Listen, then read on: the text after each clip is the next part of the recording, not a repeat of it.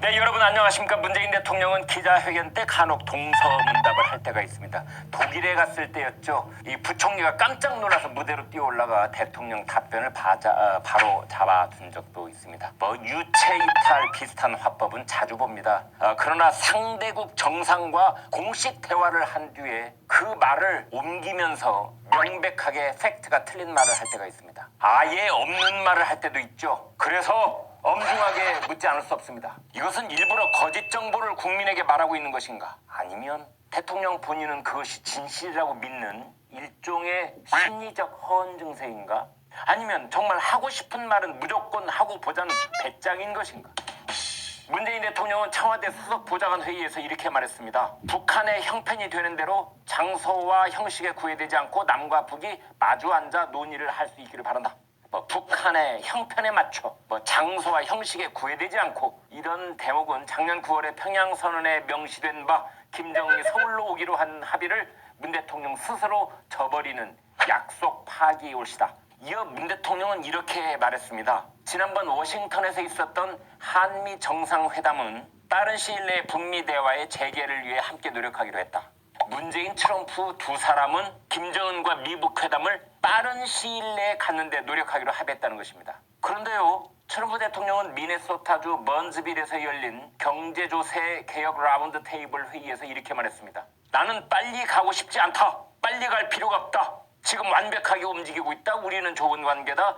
대북 제재는 그대로다. 자, 이 트럼프는 김정은과 대화가 빠를 필요가 없다고 못 박은 것입니다. 그렇다면은 문재인과 트럼프 둘 중 누가 사실과 다른 말을 하고 있는 것입니까? 문재인 대통령은 김정은 연설을 평가하면서 또 말했습니다. 김정은 위원장은 한반도 비핵화와 평화 구축에 대한 확고한 의지를 거듭 천명했다.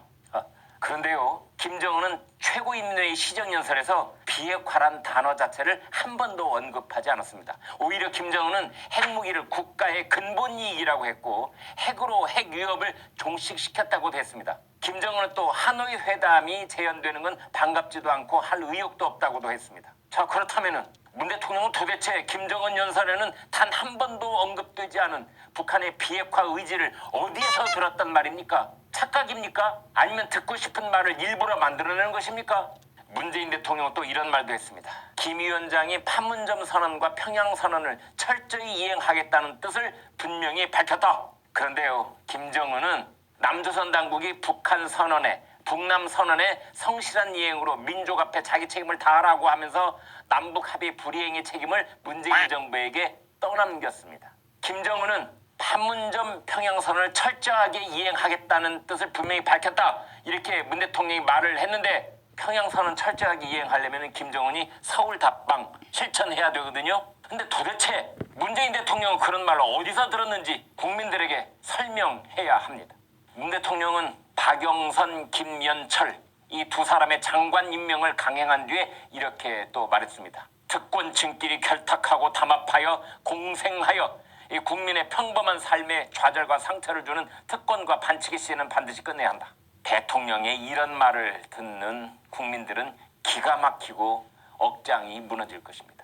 면접을 생략해버린 경기도 교육연구원 이사장 특혜 취업, 친여매체 출신에게 예상 질문을 미리 보낸 환경공단 상임감사, 서류심사에서 구동한 사람을 뽑아 올린 국립공원공단 이사장, 집을 몇 채씩 갖고 있는 장관 후보자들, 떳떳지 못한 방식으로 25억을 상가 투자를 한 청와대 대변인, 의심스러운 방법으로 35억 주식 투자를 한 헌재 재판관 후보자 무후, 일일이 열거하기도 씀이 가쁩니다. 아니, 지금 누가 누구에게 특권과 반칙으로 좌절과 상처를 주고 있습니까?